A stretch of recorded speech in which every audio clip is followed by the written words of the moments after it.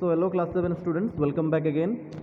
So the next compartment of the human digestive system after the small intestine is the large intestine. So what happened in the small intestine is, in the last class we have discussed that the digested food will be absorbed by the blood vessels which are present in the inner walls of the small intestine, and it will be transported to all the cells of the body through the blood. Okay, and in the cells of the body,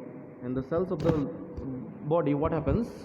The glucose which are present in the digested food will react with oxygen. Then the products will be formed as carbon dioxide. The products will be formed are what? Carbon dioxide, water and energy. Okay, what happens actually in the cells of our body? The glucose which are present in the digested food will react with oxygen, then carbon dioxide, water and energy will be produced in the cells of our body. Okay, and what about the undigested food? The undigested food or the unabsorbed food from the small intestine will enter the large intestine.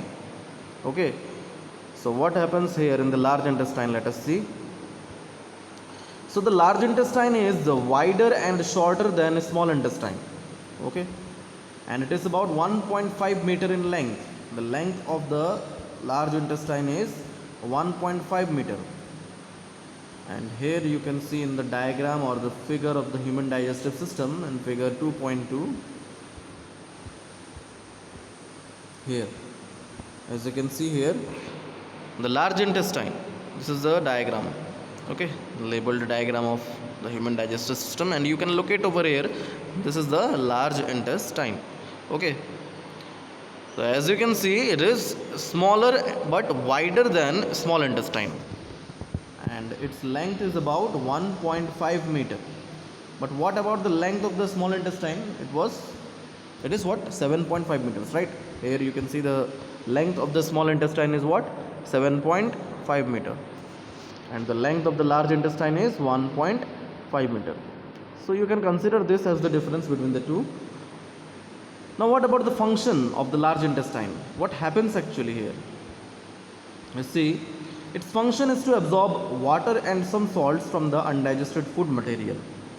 Okay, basically the large intestine absorbs most of the water and salts from the undigested food material, and due to the removal of water, the undigested food becomes semi solid. Okay, what it becomes? It becomes semi solid feces. Okay, semi solid feces. So this undigested food, or say the waste material, is stored in the last part of the large intestine, which is called as rectum, for some time. Okay, this undigested food, which becomes a semi solid feces after the absorption of water and some amount of salt from it, then those semi solid feces will be stored over the rectum. Okay, this rectum, it will be stored over here. Okay, for some time. Then what happens? Yes, then what happens after that? After when we go to the toilet, then the undigested semi solid waste is passed out from our body through anus in the form of feces. Okay, and this process is called as what? Egestion.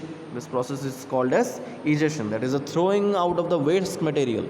Throwing out of the waste material from our body simply is referred to as egestion. Okay, what is written over here? You see the remaining waste passes into the rectum and remains there as semi solid feces, and the fecal matter is removed through the anus from time to time, and this is called as egestion.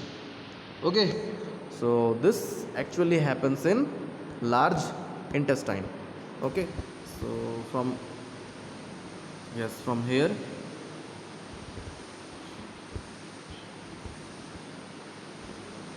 the undigested food material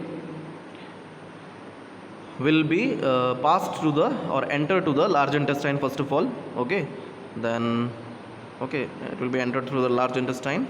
Then from the large intestine the water and salts will be absorbed, and then the undigested food will become semi solid feces. Okay, and those semi solid feces or say waste material will be stored in the rectum. It will be stored over here, and after when we go to the toilet, basically we'll throw it out from our anus. Okay, so this actually happens in large intestine. So yes, so we have discussed the complete human digestive system.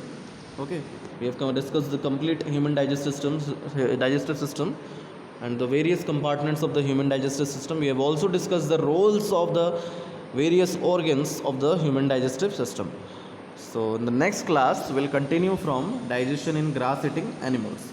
Okay, so that's all for today. Thank you, and have a nice day.